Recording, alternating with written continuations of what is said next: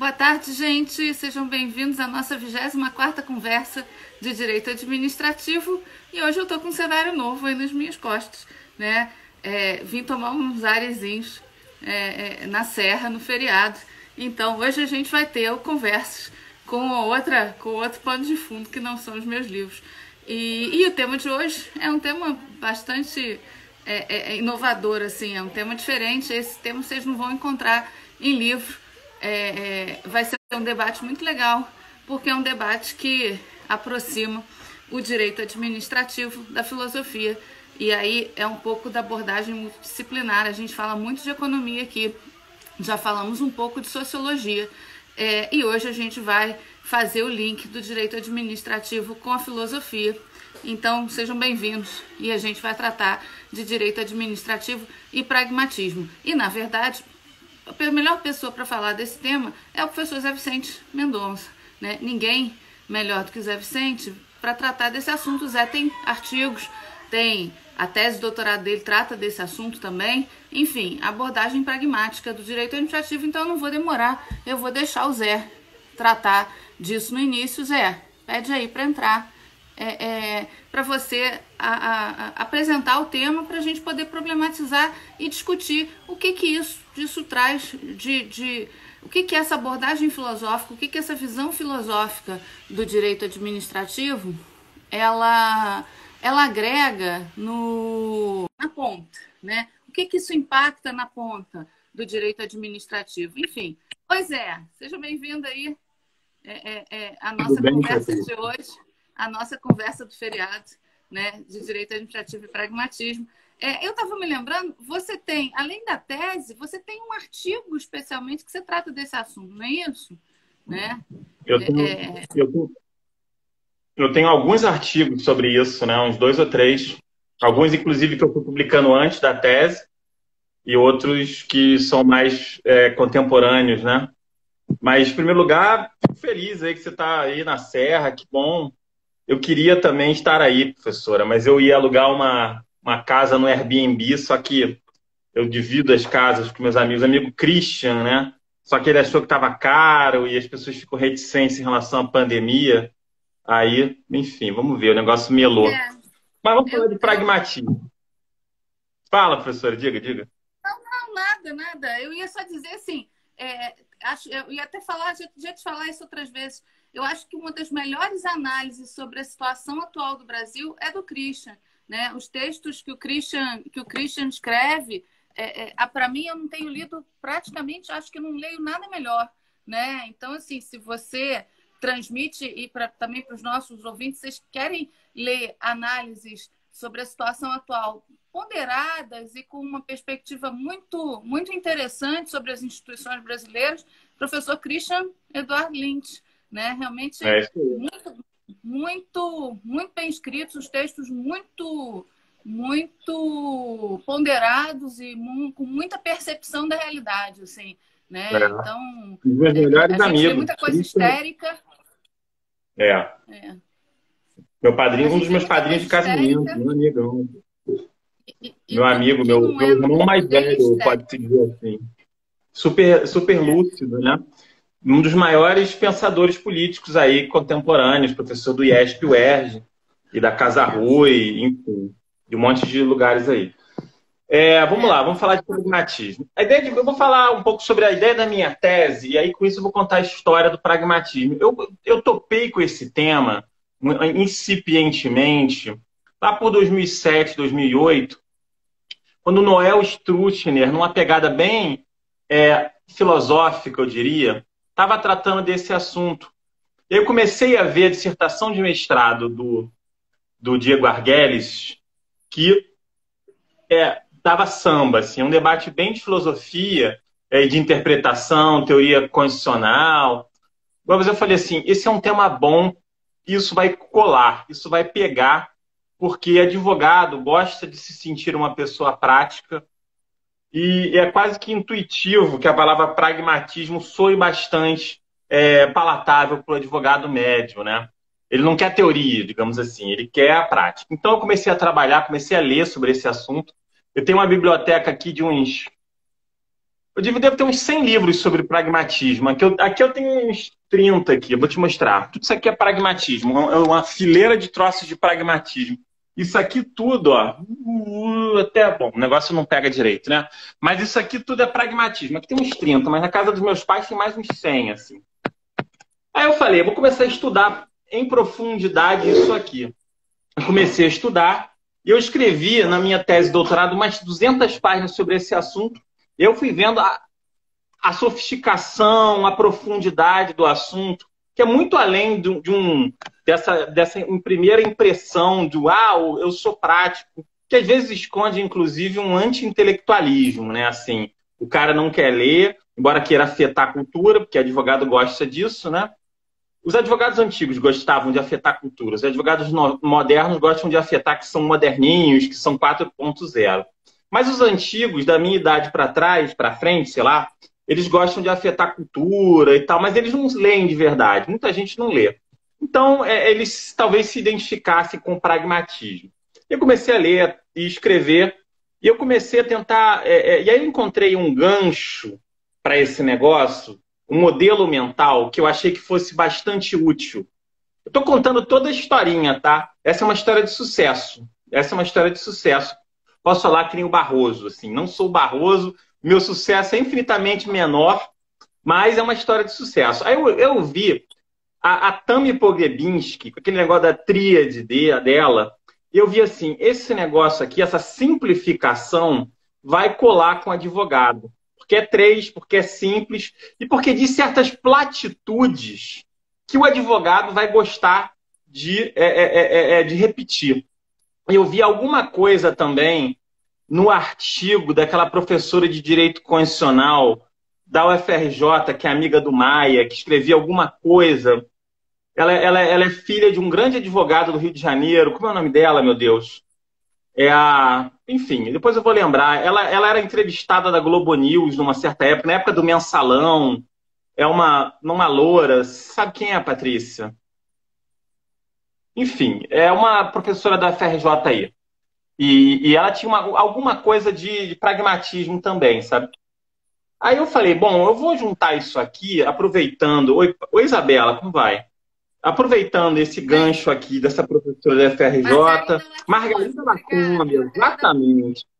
Aí eu peguei essa coisa da Margarida, eu peguei essa pré-compreensão do advogado que gosta de se sentir um cara pragmático, não sei o quê.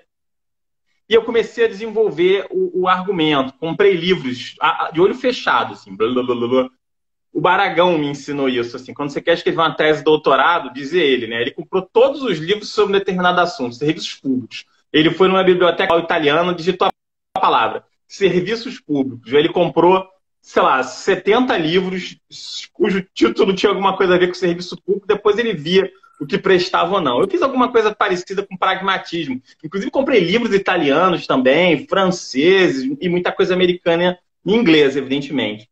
E aí, quer dizer, mas para contar uma história, para simplificar essa história, o pragmatismo filosófico é uma história que tem uns pais fundadores, digamos assim, que são os autores do Clube Metafísico. O pragmatismo surge como uma teoria da linguagem, basicamente. É uma teoria bem técnica, na qual diz que o sentido dos conceitos pode se dar a partir do adiantamento das consequências desse conceito. Você tem uma evolução para uma ideia de teoria, digamos assim, uma teoria da verdade, já com William James, né?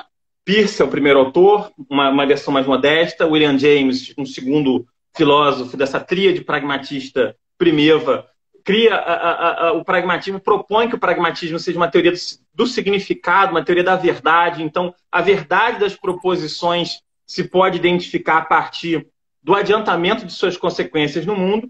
Então, você tem um terceiro e mais interessante autor da tríade clássica pragmatista, que é o Dewey, que é um cara inacreditavelmente complexo, sofisticado, interessante. É um pensador de centro-esquerda nos Estados Unidos. É um pensador que busca fundar uma sociedade nova. Ele tem livros sobre educação de crianças. Esse método construtivista aí tem raízes no pragmatismo do Dewey. Ele propõe uma série de coisas. Ele é muito mais sofisticado do que essa redução aí a uma mera significação das ações, que muita gente reduz o pragmatismo. Então você tem essa tríade clássica do pragmatismo, e você vê que dessa tríade, você tem um método que você identifica neles três, que é uma ideia de adiantar consequências para saber alguma coisa sobre uma coisa anterior.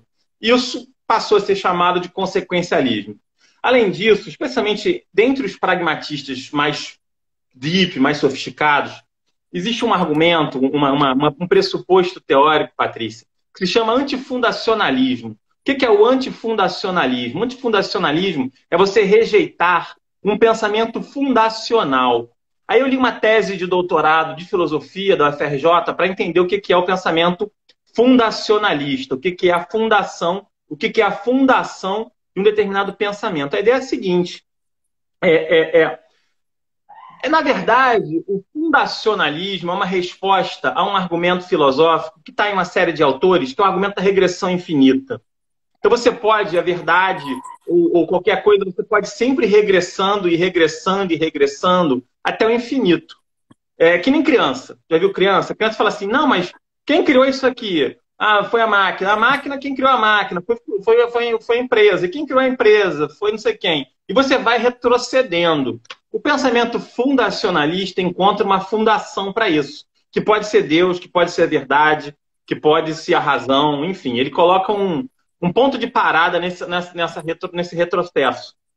Um pensamento antifundacionalista, ele não para, ele vai regredindo. Então, ele não encontra uma fundação, uma verdade metafísica, Deus, a razão, o discurso, enfim, ele retrocede, pode ser circular, né? Enfim, mas ele não para, não tem um ponto de parada. Isso que é um pensamento antifundacionalista, e é isso que está na base desse pensamento pragmatista.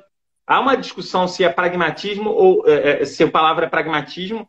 O William James propôs o pragmaticismo, né, uma palavra diferente, enfim, porque ele achou que houve na verdade, o Peirce, né, que foi o primeiro, ele disse que o William James, que era amigo dele, sequestrou a ideia original dele, que era muito mais limitada, que era uma discussão sobre sentido de palavra, ampliou para significado de conceitos sobre verdade no mundo, e o outro, inclusive, construiu, né, que é o Dewey, uma teoria da ação social. E aí ele dizia, vamos abandonar pragmatismo, vamos chamar de pragmaticismo. Só que essa ideia não colou, o nome colou como pragmatismo. Muito bem, a partir desses três autores, esse tema, o pragmatismo, foi esquecido durante um longo tempo, enfim, após as guerras mundiais. Foi um pensamento filosófico que foi associado a um pensamento, a uma ideia de ação pela ação, entendeu? Então fizeram uma espécie de caveira do pensamento pragmatista, uma coisa meio um futurismo, uma coisa de máquina, ação, guerra. Isso ficou esquecido durante... Algum utilitarismo? Algum parentesco? O pensamento pragmatista não necessariamente precisa estar pendurado na base com o utilitarismo. Existem vários utilitarismos, né? No mínimo 7, utilitarismo do meio, utilitarismo da regra, utilitarismo da ação. É um debate muito sofisticado. Eu vi muita gente, professores de direito tributário, fazem uma crítica ao utilitarismo, só que é uma visão um pouco espantalho do que é o utilitarismo. O utilitarismo é muito sofisticado, existe um neo-utilitarismo que é super sofisticado, mas as pessoas ficam batendo no utilitarismo para dizer assim, nós não somos utilitaristas, nós somos bonzinhos. Então existe uma certa caveira também do utilitarismo. Mas o pensamento pragmatista, mesmo esse pensamento pragmatista primevo, ele pode ser resumido. Eu estava contando a história de que ele ficou abandonado durante um certo tempo, né? Mas eu posso fazer um resumo aqui da Tammy. A Tammy, ela pegou esses três autores, o Peirce, o Dewey e o William James, e disse assim, o que existe de comum entre esses três autores aqui? E ela propôs uma coisa que ela chamou de matriz pragmatista.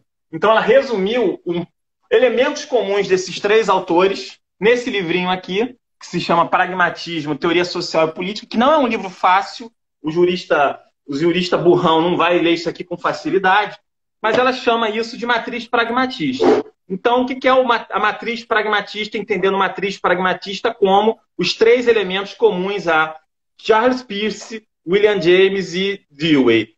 contextualismo, ou seja, entender algo a partir do seu contexto, consequencialismo, significando que a verdade de algo ou o sentido de algo deve se buscar a partir do adiantamento de suas consequências no mundo, e o antifundacionalismo, significando que esse pensamento desses três autores não pressupõe uma razão última, uma verdade última, não pressupõe Deus. É isso. Isso é a matriz pragmatista, que significa os três elementos comuns do pensamento desses três autores. O pragmatismo ficou abandonado desde a Primeira Guerra, mas especialmente a Segunda Guerra Mundial. Foi um pensamento que ficou queimado porque ele foi associado a um certo belicismo, a um certo futurismo belicista. Lembra da poesia futurista, que era meio que uma exaltação à guerra, não sei o quê, a velocidade, máquina? Houve algo parecido em relação ao pragmatismo. Só que ele ressurgiu a partir de autores, digamos assim, mais pós-modernos, eu posso dizer alguma coisa assim, especialmente o Richard Rorty, né, que tem, enfim. E a partir daí, a partir dessa recuperação do pragmatismo pelo Richard Rorty, há uma discussão sobre qual é o sentido desse pragmatismo que o Rorty e seus sucessores fizeram em relação a esse pragmatismo primeiro, esse pragmatismo primevo. O que acontece é o seguinte, muita gente fala que o Rorty, que é um pensador mais pós-moderno, digamos assim, eu estou simplificando brutalmente, ele pegou apenas o nome e ele fez coisas muito diferentes do que seria essa matriz pragmatista original. Mas, enfim, a partir do Rorty, você teve o neopragmatismo, neopragmatismo, pragmatismo e feminismo, ecopragmatismo, um debate que foi se descolando dessa matriz originária. Esse é o debate de pragmatismo na filosofia americana. Alguns autores falam que a única contribuição original dos americanos para a filosofia teria sido o pragmatismo, professora.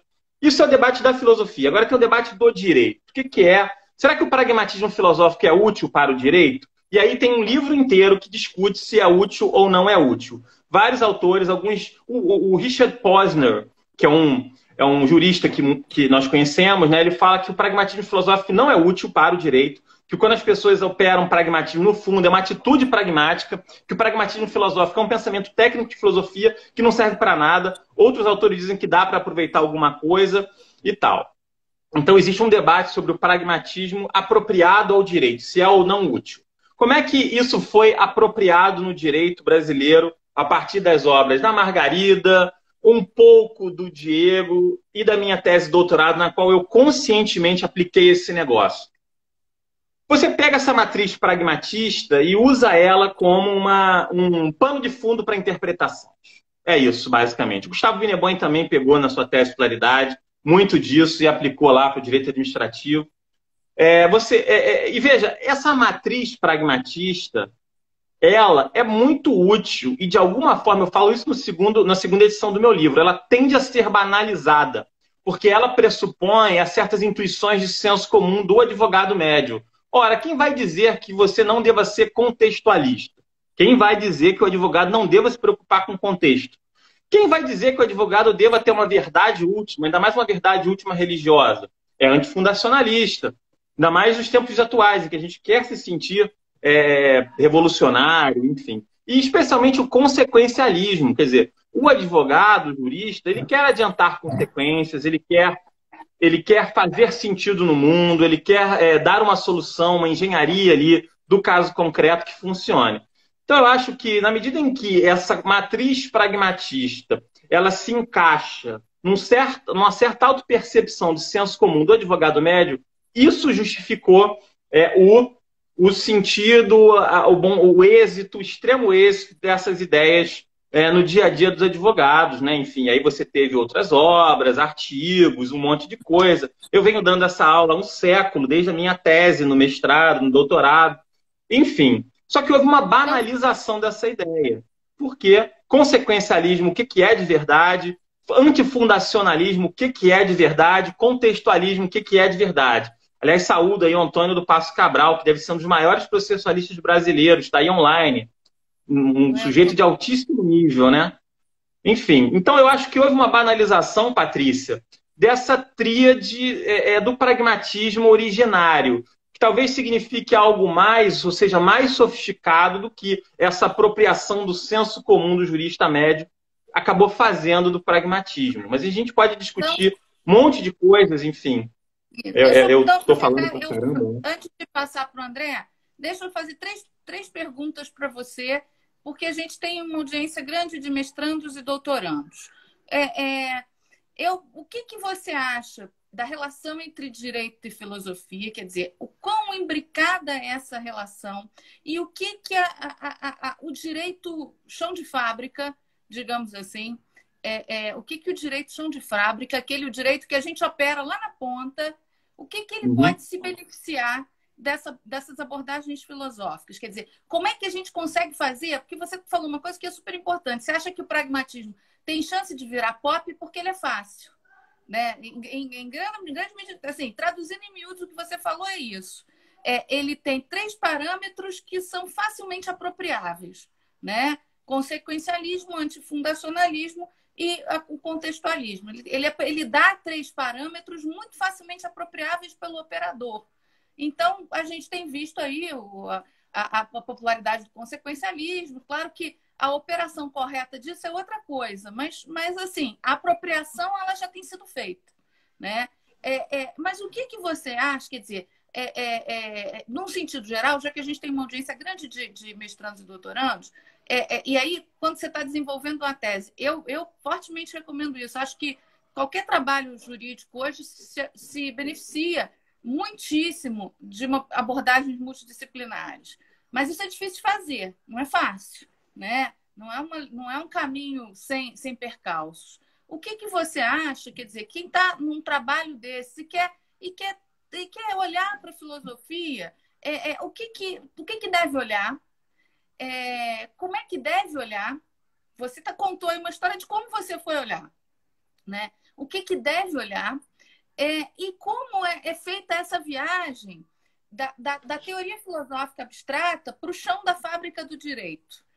Essas são 2 perguntas. E a terceira, vou te pedir para tentar responder assim, mais sucintamente as 3. Claro que a gente aqui não consegue, a gente na nossa modestíssima live, não consegue aprofundar os assuntos, mas a gente pode dar pistas, né? E a terceira coisa o que você acha, especialmente, que para a teoria do direito administrativo, essa abordagem pragmática trouxe de diferente? Eu vou antecipar o que eu acho. O antifundacionalismo, eu acho que o antifundacionalismo talvez seja a mais importante contribuição dessa, porque dá ferramenta para a gente contestar e discutir todas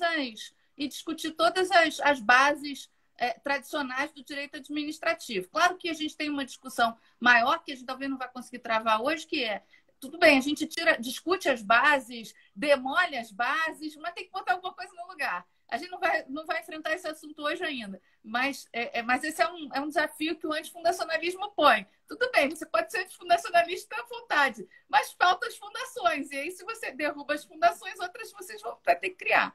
Isso talvez a gente não consiga abordar hoje, mas eu queria ver se você fala 3 rapidinhos dessas 3 coisinhas para eu passar para o André. Vamos lá, direito e filosofia, depois a utilidade da filosofia para o direito chão de fábrica e depois como buscar a filosofia e o que a filosofia pode trazer de útil para um direito administrativo mais raiz. Vamos lá. Direito e filosofia. Patrícia, e eu falo isso do direito público, não apenas do direito administrativo, as coisas andam por meio de modas. Existem disciplinas e apropriações teóricas que têm seu momento. Nos anos 90 até 2010, vamos dizer assim, 2012, houve uma aproximação histórica com a filosofia política, especialmente a filosofia moral antes, depois a filosofia política, Rawls, enfim, era uma aproximação quase que natural, um casamento quase que natural. Depois você teve um momento, uma certa fase de transição, e não foi plenamente completo, acho que a tese de doutorado do Cirino faz isso, o projeto original de tese do Brandão era isso, que é uma aproximação com a ciência política americana, que não é o pensamento político europeu, é aquela coisa quant, quali, métodos, não sei o quê, aquela coisa meio public choice e tal, que não está plenamente resolvido, não foi apropriado pelo direito, 100%, enfim, a gente ainda deixou isso aí, essa bola quicando para os cientistas políticos de verdade. Você sabe que o direito ele é muito guloso, né? Como ele tem uma audiência enorme, como ele dá dinheiro para as pessoas, onde ele mete a mão, ele pega a coisa para si, né? A gente é uma massa, né? Então a gente come a filosofia com farinha, né? Enfim. Então, o direito, ele pegou a filosofia política ali nos anos 90, um debate ético, teoria da justiça, fazendo um gap ali com a filosofia política, né? Modelo de sociedade. Depois você teve um período de transição em que você teve essa ciência política de base empírica, que ainda hoje não está fechado, mas a partir de 2014, 2015, você teve uma aproximação com a microeconomia.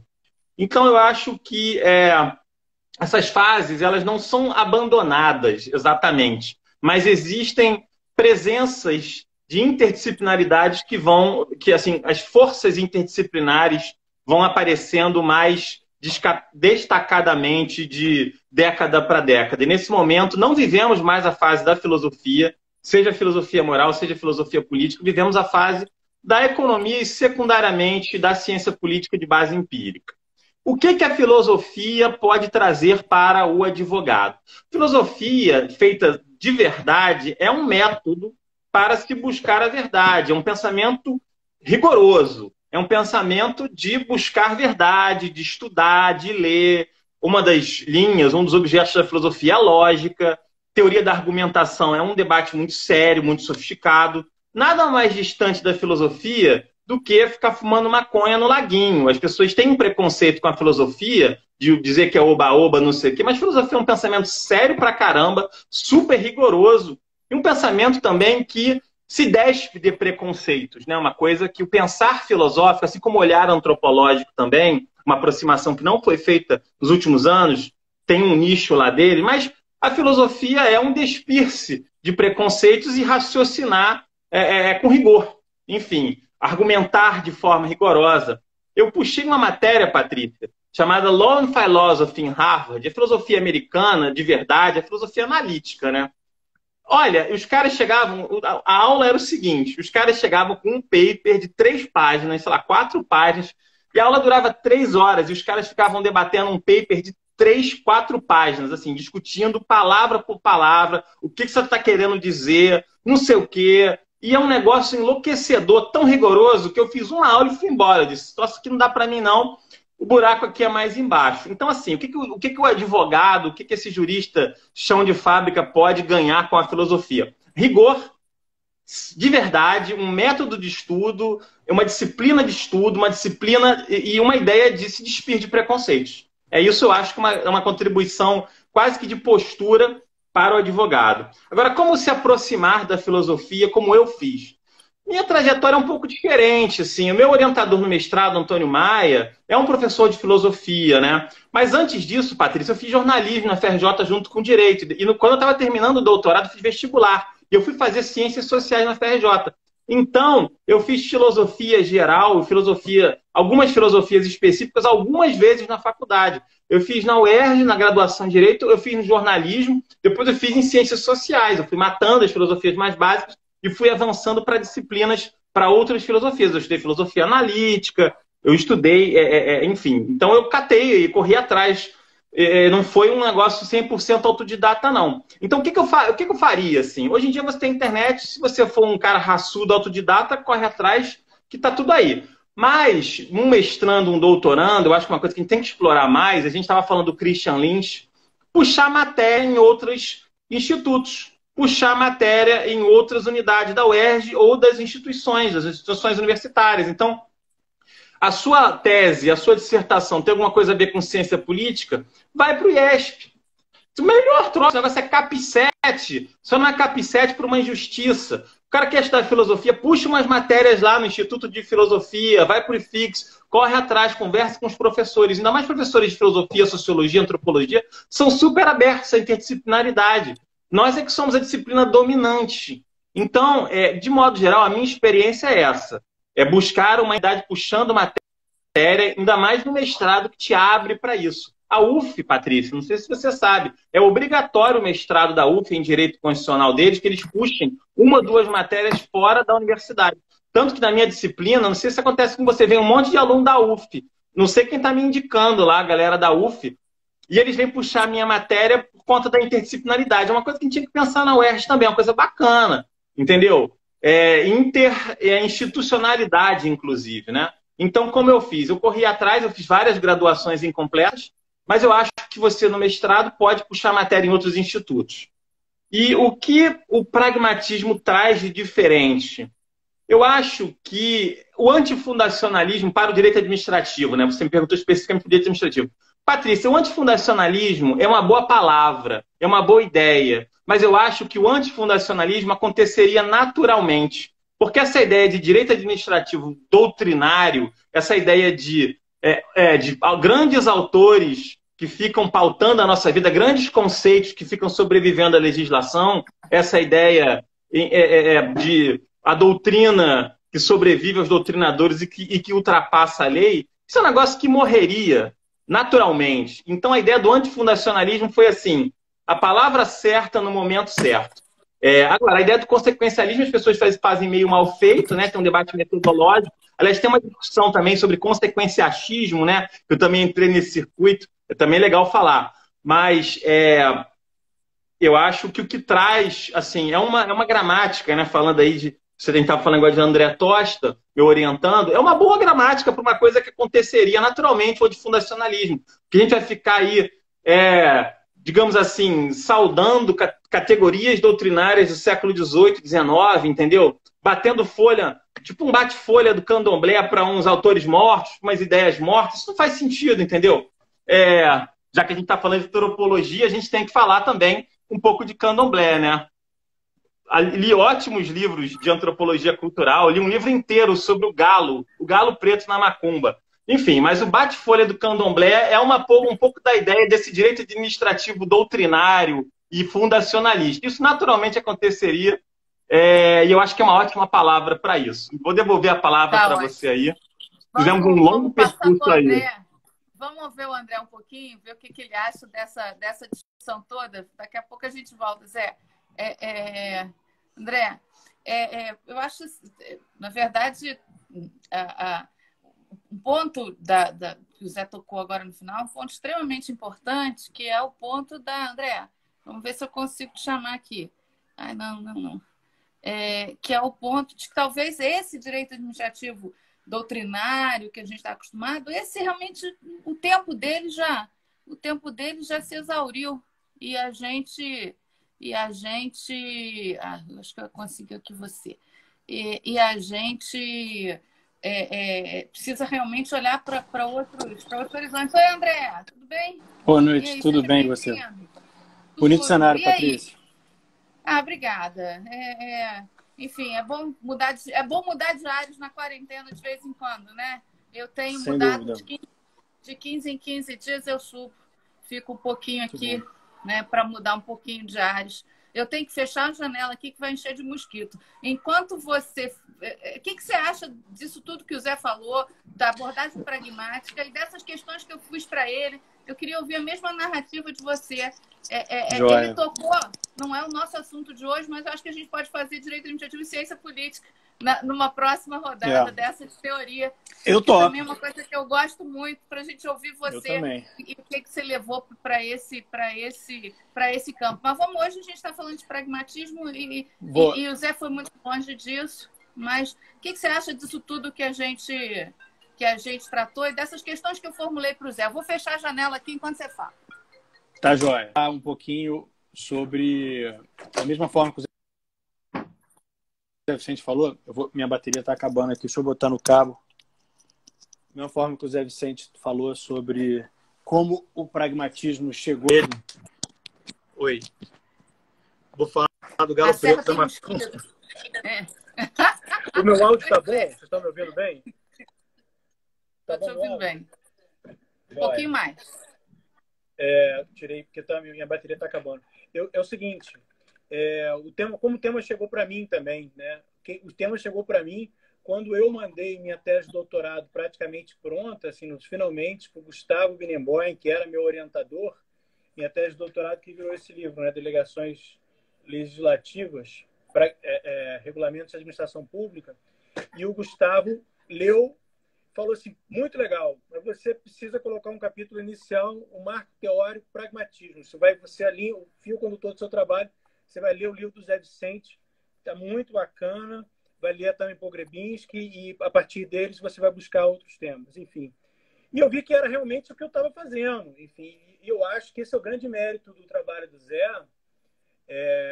E aí eu fui ler o artigo dele, aquele artigo que ele fala a verdadeira transformação, mudança de paradigma do direito administrativo é a virada pragmática, né, que o Gustavo Binemboim, com o seu talento para criar marcas, né, falou do giro pragmático, né, depois do giro constitucional. O mérito dessa teoria, dessa forma de ver o direito, é conseguir aglutinar o movimento de transformação porque vinha passando direito público no Brasil, na minha opinião, assim. Então, o antifundacionalismo, isso estava acontecendo, a gente estava questionando essas fundações do direito público, né? A gente estava fazendo isso. O consequencialismo também, a gente estava falando, as consequências são importantes. Desde o Diego Werneck escreveu lá, deuses pragmáticos, anjos, como é que é? Anjos consequencialistas, né? Então, assim, a minha dissertação de mestrado foi uma dissertação com muita pegada consequencialista. E o contextualismo também, em pitadas, né? E eu enveredei muito pelo aspecto contextualista, né? Porque, e daí o Gustavo ter dito isso, né? Porque a minha tese de doutorado e toda a minha linha de pesquisa hoje, minha disciplina no mestrado é assim, ela tem uma pegada de recontextualização do direito público a partir da ciência política descritiva, né? O que eu acho que o direito público, assim como se casou com a filosofia política liberal gaussiana, nossa, estou falando da UERJ, né? Agora a gente precisa se reencontrar com a ciência política dura, descritiva, né? A ciência política que os americanos chamam de positive analysis, né? Assim, de como que a política é de verdade, para que a partir dessa realidade a gente reavalie as nossas fundações de direito público, né? Então, a partir desse novo contexto, a gente precisa reavaliar o que os americanos chamam de public choice, né? Que a gente pode reservar um dia para a gente discutir isso, né? Então, isso pega para caramba, né, Zé? Isso pegou muito, né? Acho que o Barroso já falou, no Supremo já foi falado, né? Dessa giro pragmático então isso pega muito. Até tem um textinho, né? Que vai dar uma notazinha com todo o sarcasmo dele, do Jack Balkin, as 10 razões essenciais para ser um pragmático. Aí ele vai enumerando lá, uma brincadeira dele, obviamente, né? Ele diz, primeiro, que ele funciona. E aí, um dos elementos, eu estou com ele aberto aqui, é que você pode ser pragmático e também pode ser um republicanista. Você pode ser pragmático e também ser um feminista. Você pode ser pragmático e um analista de casos. Pode ser um crítico. Pode ser um cara de law and economics. E pode ser qualquer outra coisa. Você pragmatismo combina com qualquer outra coisa. Então, assim, ele está sendo, obviamente, ele está zoando, né, o movimento pragmático. Mas outro ponto interessante, o pragmatismo é legal, é que se você é um cara de esquerda, você pela primeira vez vai ter alguma coisa para concordar com o Posner. E se você é um cara de direita, você pela primeira vez vai ter alguma coisa para concordar com o Frank Michelman. Então, é muito interessante, muito bacana isso, essa brincadeira dele, enfim. Então eu comecei a repensar e ver como que a ciência política poderia recontextualizar o direito público, né? Que ela poderia fazer com que nós repensássemos as consequências das nossas doutrinas, né? E aí eu recomendo assim um artigo que eu escrevi que se chama Legalidade Administrativa de Carne e Osso, né? Que é um pedaço, é um pedaço da minha tese, e é um artigo que eu tenho um xodó por ele, em que eu acho que assim que é um artigo pragmático, assim, a partir espero que eu faça isso de forma sem ser consequencialista, né? E sem ser mas a partir do contextualismo eu revejo a ideia de legalidade administrativa, né? Que é uma visão tradicionalmente muito fundacionalista, né? Então, assim, eu dialogo com, assim, só para dar um exemplo, assim, como que o pragmatismo pode ser, assim, eu estou falando assim, para repensar institutos de direito administrativo. Vou dar um caso concreto, né? Eu acho que a legalidade administrativa é um caso. O Celso Antônio Bandeira de Mello, com toda a sua elegância, né, e eloquência, E no capítulo de legalidade dele, ele coloca assim: a legalidade é o antídoto natural do poder monocrático ou oligárquico, pois tem como raiz a ideia de soberania popular e de exaltação da cidadania. Ele é apto a garantir que a atuação do executivo nada mais seja senão que a concretização da vontade geral. E o poder legislativo é o colégio representativo de todas as tendências, inclusive minoritárias, do corpo social. Aí quando eu li isso aqui, a partir daí ele vê a visão dele de direito administrativo, que a administração pública deve ser supralegal, infralegal e consistente na expedição de comandos complementares à lei, né? Aplicar a lei de ofício.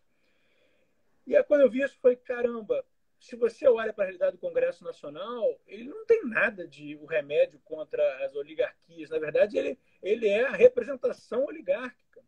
E se você for estudar a ciência política descritiva, você vai ver que não tem nada disso, né? Assim, os cientistas políticos estão milênios na nossa frente do ponto de vista desse estudo, né? Assim, e eu me vi isso, né? Assim, quando eu estudei Public Choice a primeira vez, Public Choice certamente é uma visão pragmática do direito nos Estados Unidos, né?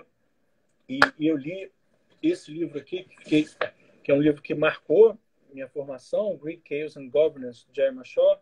É um livro muito difícil, muito chato, que você tem que ler 2 vezes para entender, assim, enfim, porque é um livro muito denso. O Jeremy Shaw não é um bom escritor, não escreve bem, mas é muito interessante quando você consegue mergulhar no tema. Assim, o que ele faz é, a partir de recontextualizar a política, recontextualização essa que é feita pela ciência política, ele repensa os institutos, né? Então, é possível repensar a legalidade como antídoto natural do poder monocrático quando você vê que o produto lei, como algo que vai vincular positivamente a administração pública, na verdade, é fruto de uma dinâmica política descrita em detalhes pela ciência política, e a partir dessa descrição você vai chegar à conclusão de que querer mais ou menos legalidade vai ter consequências diferentes sobre o funcionamento da política.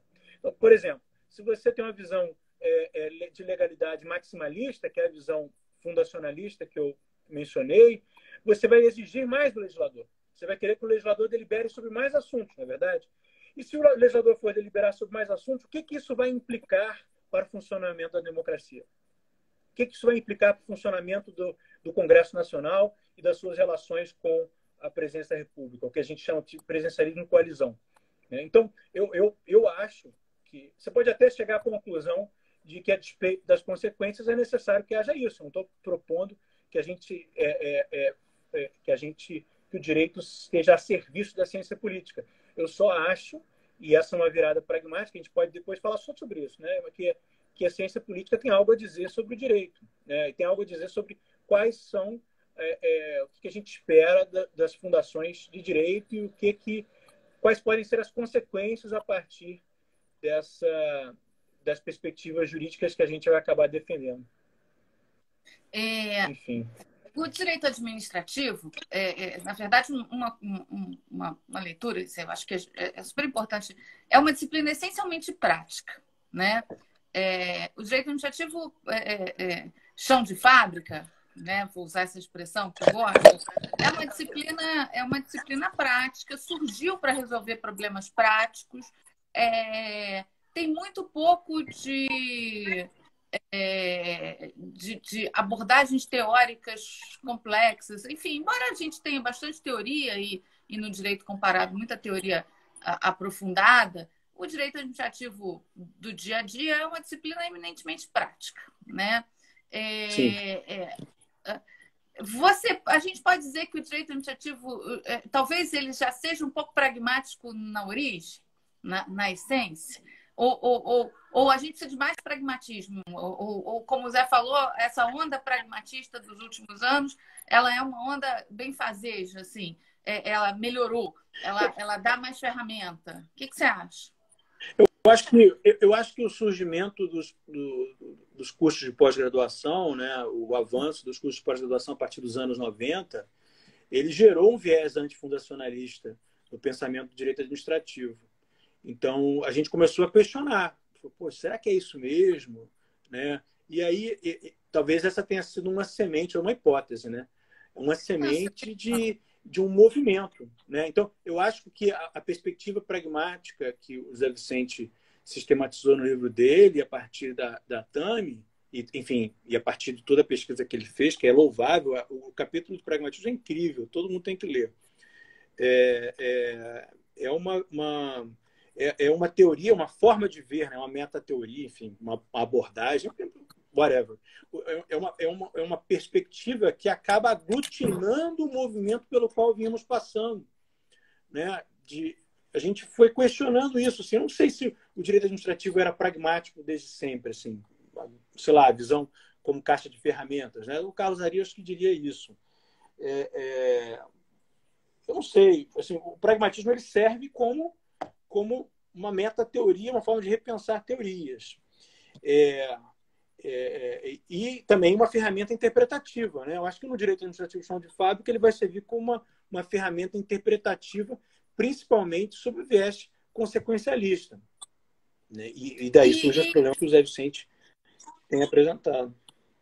E para eu depois fazer a mesma pergunta para o Zé, como consequencialismo não acabar em consequencialismo, né? Quer dizer, como não haver uma banalização desse pragmatismo para, como sempre, viabilizar ou instrumentalizar que cada um faça do direito o que acha que travestido de consequencialismo, contextualismo e antifundacionalismo. Como é que a gente instrumentaliza ou usa essas ferramentas, ou usa esse ferramental, ou esse instrumental teórico para construir uma teoria mais sólida e não para acabar em um baú? Difícil, né? A minha proposta para isso é que nós, no direito, a gente não se coloque numa postura, por exemplo, de avaliação a partir, como se nós estivéssemos colocando, por exemplo, um chapéu de economistas. Se isso for assim, por conta da microeconomia, é isso que vai acontecer. Eu acho que a gente precisa ter a humildade de tentar buscar a perspectiva de outras disciplinas, porque a partir delas a gente possa avaliar consequências, né? Eu faço isso fiz isso na minha tese a partir de ciência política descritiva. E a gente, enfim, a análise econômica do direito é uma abordagem, certamente uma abordagem pragmática, e também deve fazer isso a partir da economia, né? E para que não vire consequencialismo, eu acho que a gente tem que ter, enfim, um cuidado, não é, de falá-lo a partir dos experts, né? De quem entende, e não de que a gente refaça o caminho. A gente pode pisar nas mesmas pegadas dos economistas, dos cientistas políticos. O Zé Vicente falou da antropologia, mas eu acho que jamais tentar fazer o nosso próprio caminho. Eu tenho medo disso. Eu falo isso muito para meus alunos. Assim, eu tenho muito medo de aluno de direito que tenta ele fazer um estudo empírico. A gente não foi treinado para isso. Assim, acho que se um orientando meu quer fazer, eu falo, vamos procurar um co-orientador, cientista político, economista, que possa nos ajudar, né? Para que a gente não vire um negócio de consequencialismo, né? Então vamos estudar o que já existe, o que já foi escrito sobre isso, né? O que já existe sobre o assunto. E quando eu estudei Public Choice a primeira vez, com mais profundidade, quando eu estava nos Estados Unidos, eu vi, eu falei, caramba, no Brasil, onde estão essas coisas, né? E assim, por ignorância.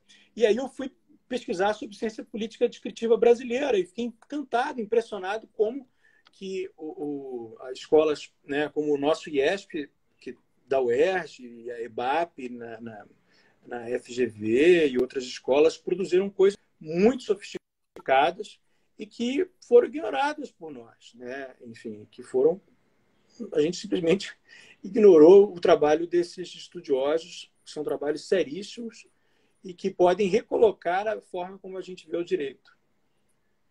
Não, legal. Enfim, em resumo, para fugir do consequencialismo, a gente precisa ser um pouco interdisciplinar mas com o cuidado de não querer refazer o caminho trilhado por aqueles que realmente entendem daquele assunto. Uma reverência à ciência, né? É isso que eu quero dizer. Vou passar para o Zé, então, para ver se ele agrega isso. André, obrigada. Deixa a gente... Tchau. Vamos ouvir o Zé. Zé, volte Com aqui. certeza. Tchau. Tchau, André, obrigado. Cadê Zé? Aqui. Acho que agora eu estou ficando até mais craque nessa chamar os outros. Ó. Nesse fim de tarde super bonito, né, que a gente está vendo aí, aí atrás para tratar desses assuntos super áridos. Né? Na verdade, assim, a gente não tem dúvida, e um pouco do que o André falou, oi Zé, voltou, que os programas de pós-graduação têm um enorme papel no estudo, quer dizer, esse debate não existia, né? Até os anos 90, né? Entramos nos anos 2000, eu peguei esse livro que o André citou, do Jerry Mashaw, Greed, Chaos and Governance, eu comprei no finalzinho dos anos 90, início dos anos 2000, quando eu estava escrevendo a minha dissertação. E eu me pus a ler, o livro é difícil pra caramba, tirei dali trechos legais assim, para a minha dissertação, porque eu queria, mas ainda sem saber, né? Sem ter noção do que era, né? A gente foi aprendendo com isso no caminho, né? Mas o que você acha, Zé? Como a gente evita que o consequencialismo redunde em consequencialismo e como é que a gente evita que essa concepção teórica do pragmatismo resulte em cada um fazer com ela o que bem entender, enfim, como é que a gente trabalha Tem isso? algumas soluções, né? Enfim, algumas soluções mais realistas, mais efetivas, mas que ninguém vai adotar, e soluções menos efetivas que soam melhor, mas que não são soluções, né? A solução efetiva e que ninguém vai adotar é não adotar consequencialismo, que é a solução do Fernando, enfim, porque o jurista não sabe fazer, não conhece, vai fazer mal. Que é talvez a solução do Adrian Vermilho também. Essa é a solução que resolve o problema, mas que as pessoas não vão deixar, elas não conseguem segurar a onda no exercício do seu poder. Uma outra opção, essa opção de um certo meio termo aí, somebody love, é o que o Fernando Leal fala de inclinações pragmáticas, sensibilidade pragmática, alguma coisa parecida. Isso é o que todo mundo gostaria de estar fazendo, só que às vezes faz errado também, porque vai lá, abocanha lá o dado sem saber direito. Eu acho que uma solução, pensando aqui, talvez seja você buscar repositórios institucionais de qualidade. Então, buscar o auxílio de experts, que não sejam exatamente advogados das partes, os amicus curiae, que no fundo são advogados da parte, só que sem o título de advogado. Você, então, teria que ter repositórios institucionais na qual você saiba onde buscar a informação de qualidade. Então, sei lá, assim como a gente tem as revistas Qualis, você sabe que mais ou menos tem ali um protocolo de segurança em relação ao que está publicado ali. Você pode pedir auxílio, experts, às instituições universitárias, você pode pedir consultorias e coisas assim. Então, talvez você buscar a qualidade dos dados e buscar a qualidade das fontes, por meio de algum tipo de ranqueamento, algum tipo de repositório de qualidade, é um caminho intermediado por especialistas, né? Essa seria uma solução mais concreta do que uma sensibilidade ou uma inclinação pragmática e talvez mais viável do que simplesmente não fazer. Mas as pessoas ainda assim vão fazer errado. Então, assim, inevitavelmente o consequencialismo acaba descambando para o consequencialismo. Agora, a pergunta também será que a gente estaria melhor num mundo em que as pessoas fossem radicalmente não consequencialistas, ou seja, num mundo absolutamente fundacionalista? Eu creio que não. Então, eu acho que é uma opção second best, que dá problemas, mas é um mundo menos pior do que um mundo que as pessoas não tivessem o menor tipo de sensibilidade, que não lidassem em absoluto com nenhum tipo de dado, aquele mundo do fiat justitia pereat mundus. Um mundo que perece, aliás, é um mundo onde não se dá para fazer justiça. Agora, é importante que a gente tenha um ponto que o André falou, que é o seguinte: existe uma questão de troca de geração, Patrícia, em relação aos autores. Então, assim, se você pensa em Celso Antônio Bandeira de Mello, ele está falando da legalidade, não sei o quê, tem um quê de retórico nisso. É uma forma como as pessoas escreviam, é como elas se formaram. Então, existe um... A gente não pode também ser injusto, assim, não pode ser diacrônico em relação a uma crítica de 2020 a um texto de 1960, assim. A gente tem que ter um certo cuidado, até porque uma hora o nosso conhecimento e o nosso discurso vai envelhecer. Então, os nossos netos, os orientandos dos nossos orientandos vão estar dizendo assim: Patrícia Batista, André Cirino, que troço atrasado, não sei, olha só o que ela falou. Enfim, existe um elemento ali que a gente é um pouco fruto do nosso tempo, né? Enfim, eu estou aqui escrevendo um artigo sobre a história do direito administrativo na UERJ. Tem professor de direito administrativo que foi delegado de polícia. Enfim, as pessoas vão fazendo as coisas enfim, claro, mas isso não impede que a gente critique contextualmente, né? Mas, enfim. Uma coisa que você falou, achei interessante, que a gente pode explorar um pouco mais. Será que o direito administrativo ele não é muito pragmático e tal? Eu acho que todo advogado ou todo professor de direito gostaria, que não seja professor de sociologia ou de teoria do direito, gostaria de dizer que a sua disciplina é pragmática. O direito civil vai dizer, não, a gente surgiu aqui para resolver problemas contratuais, o direito tributário, e todo mundo vai dizer. Mas o direito administrativo tem um elemento que eu acho interessante, que é o seguinte: a origem do direito administrativo é uma origem jurisprudencial, é uma origem de resolução de casos. Logo, o direito administrativo surge, antes de tudo, como resolver problemas e, de alguma forma, responder a uma sensibilidade política de reação ao judiciário a partir da Revolução Francesa, do que como uma obra legislativa, uma obra conceitual. Então, o direito administrativo surge decidindo o caso. Então, talvez isso aí possa construir uma narrativa aí para isso que você falou, embora para você fazer esse tipo de juízo, você teria que comparar com outras disciplinas também. Eu tenho certeza que todo professor de direito diria que a sua disciplina é verdadeiramente pragmatista, né? Então, essa questão da qualidade dos fatos, a qualidade dos dados, o uso retórico, questão da jurisprudência, e em relação a um desses, assim, eu não sei se o negócio parou. Você tá me ouvindo aí? Porque a sua imagem está totalmente parada para mim. Tá ouvindo? Tô te ouvindo. Tô te ouvindo. Tá. Eu acho que... vou fazer uma propaganda, então, do artigo que o Cirino falou, um artigo meu. A verdadeira mudança de paradigma do direito administrativo, 2 pontos, do estilo tradicional para o novo estilo, alguma coisa assim, publicado na RDA, artigo meu, eu acho que é um artigo super acessível em relação... Não é a minha tese de doutorado, não é a 2ª edição. Você não vai ler 200 páginas sobre pragmatismo. Você até deveria, mas ninguém lê. É o melhor capítulo, mas as pessoas não têm saco para isso. Mas eu acho que ler esse artigo, você já pega bastante ali do que está rolando ali, entendeu? Então, eu acho que eu recomendaria esse artigo. Eu também recomendo para todos os meus alunos de graduação como leitura inicial de direito administrativo. Você lê o manual, mas você tem que ler o antifundacionalismo, para que você possa botar o manual em contexto. O Felipe está botando uma questão aí, porque a gente está acabando nosso tempo já, e na terça-feira a gente acabou, ele está falando que proporcionalidade não é de alguma forma consequencialista, né? Enfim, são teorias diferentes, eu não sei se dá para fazer esse link. Você acha que dá, Zé? Né? Você acha que dá para... O consequencialismo busca ser pragmático, enfim... Eu acho... Eu não consigo ler essas perguntas direito, mas alguém está falando um negócio de proporcionalidade. O juízo da proporcionalidade é um juízo consequencialista, sim.